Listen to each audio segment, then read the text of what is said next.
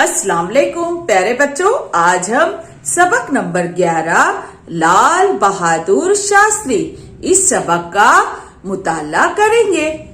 लाल बहादुर शास्त्री हमारे मुल्क के दूसरे वजीर आजम थे।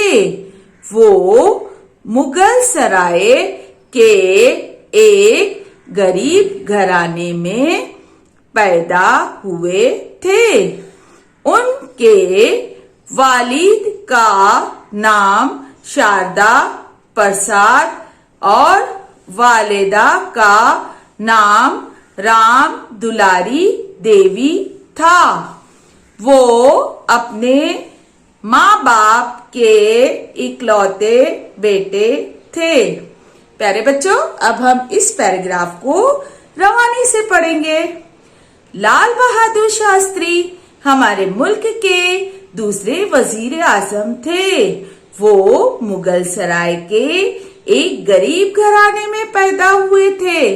उनके वालिद का नाम शारदा प्रसाद और वालिदा का नाम राम दुलारी देवी था।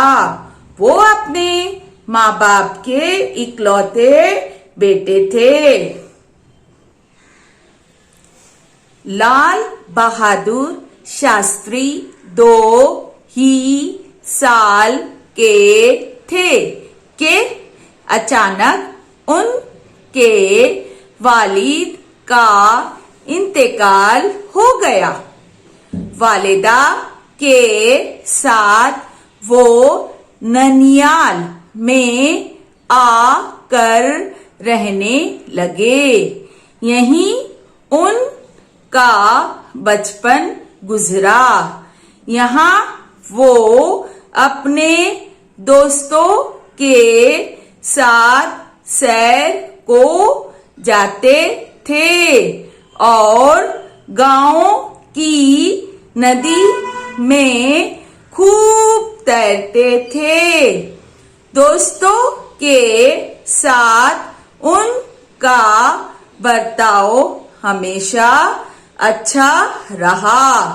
उन्होंने बचपन ही में तय कर लिया था कि खूब मेहनत से पढ़ूंगा और अपनी वालिदा को सुख पहुंचाऊंगा। प्यारे बच्चों, अब हम इस पैराग्राफ को रवानी से पढ़ेंगे। लाल बहादुर शास्त्री 2 ही साल के थे कि अचानक उनके वालिद का इंतकाल हो गया। वालिदा के साथ वो ननियाल में आकर रहने लगे। यहीं उनका बचपन गुजरा। यहाँ वो अपने दोस्तों के साथ सैर को जाते थे और गांव की नदी में खूब तैरते थे। दोस्तों के साथ उनका बर्ताव हमेशा अच्छा रहा। उन्होंने बचपन ही में तय कर लिया था कि खूब मेहनत से पढ़ूंगा और अपनी वालिदा को सुख पहुंचाऊंगा। लाल बहादुर स्कूल में अपने उस्ताद का हर हुक्म मानते थे। खूब मेहनत से पढ़ते थे और उन्हें खेलने का बड़ा शौक था। स्कूल में उनका रहन सहन निहायत सादा था। अपने कपड़े वो खुद धोते और चप्पलों को दुरुस्त कर लेते थे। कभी कभार तो वो नंगे पैर ही स्कूल चले जाते। चलिए अब हम इस पैराग्राफ को रवानी से पढ़ेंगे। लाल बहादुर स्कूल में अपने उस्ताद का हर हुक्म मानते थे। खूब मेहनत से पढ़ते थे और उन्हें खेलने का बड़ा शौक था। स्कूल में उनका रहन सहन निहायत सादा था। अपने कपड़े वो खुद धोते और चप्पलों को दुरुस्त कर लेते थे। कभी कभार तो वो नंगे पैर ही स्कूल चले जाते।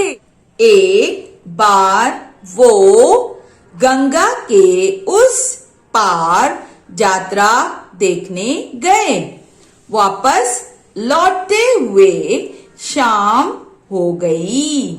उनके सब साथी नाव में बैठकर दूसरे किनारे आ गए, मगर लाल बहादुर अभी तक वापस ना लौटे थे। उनके दोस्तों को फिक्र हुई। कुछ दूरी पर उन्हें एक लड़का तैरकर किनारे की तरफ बढ़ता नजर आया। ये लाल बहादुर थे। असल में उनके पास नाव वाले को देने के लिए पैसे ना थे, इसलिए उन्होंने तैरकर नदी पार की। प्यारे बच्चों, अब हम इस पैराग्राफ को रवानी से पढ़ेंगे। एक बार वो गंगा के उस पार यात्रा देखने गए। वापस लौटते हुए शाम हो गई। उनके सब साथी नाव में बैठकर दूसरे किनारे आ गए, मगर लाल बहादुर अभी तक वापस ना लौटे थे। उनके दोस्तों को फिक्र हुई। कुछ दूरी पर उन्हें एक लड़का तैरकर किनारे की तरफ बढ़ता नजर आया। ये लाल बहादुर थे। असल में उनके पास नाव वाले को देने के लिए पैसे ना थे, इसलिए उन्होंने तैरकर नदी पार की। जब लाल बहादुर मैट्रिक में थे, उन्होंने एक बार गांधी जी की तकरीर सुनी। इस तकरीर का उन पर बड़ा असर हुआ। उसी वक्त उन्होंने अपने वतन की खिदमत करने की ठान ली। उन्होंने सत्याग्रह में हिस्सा लिया। वो खादी के कपड़े पहनने लगे। आजादी के लिए वो कई बार जेल भी गए। उन्होंने वतन की खिदमत के साथ अपनी तालीम का भी ख्याल रखा। हमारे मुल्क के पहले वजीर आजम पंडित जवाहरलाल नेहरू उन्हें बहुत चाहते थे। प्यारे बच्चों, अब हम इस पैराग्राफ को रवानी से पढ़ेंगे। जब लाल बहादुर मैट्रिक में थे, उन्होंने एक बार गांधी जी की तकरीर सुनी। उस तकरीर का उन पर बड़ा असर हुआ। उसी वक्त उन्होंने अपने वतन की खिदमत करने की ठान ली। उन्होंने सत्याग्रह में हिस्सा लिया। वो खादी के कपड़े पहनने लगे। आजादी के लिए वो कई बार जेल भी गए। उन्होंने वतन की खिदमत के साथ अपनी तालीम का भी ख्याल रखा। हमारे मुल्क के पहले वजीर आजम पंडित जवाहरलाल नेहरू उन्हें बहुत चाहते थे।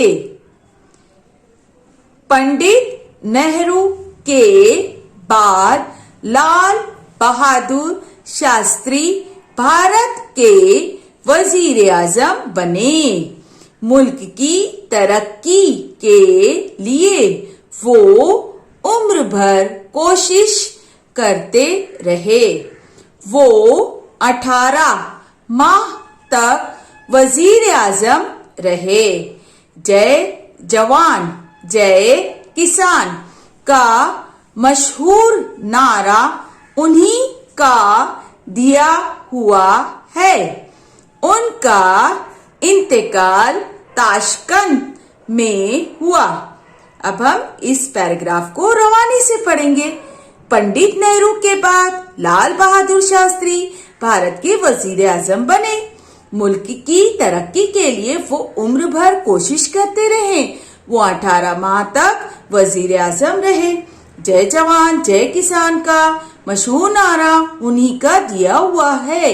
उनका इंतकाल ताशकंद में हुआ। नए अल्फाज: लाल बहादुर शास्त्री, पंडित जवाहरलाल नेहरू, शारदा प्रसाद, राम दुलारी देवी, मुगल सराय, वजीर आजम, ननियाल, इकलौते, हुक्म, बर्ताओ, यात्रा, सत्याग्रह, मैट्रिक, गंगा, ताशकंद, कभी कभार, रहन सहन, नंगे पैर, तरक्की, नारा।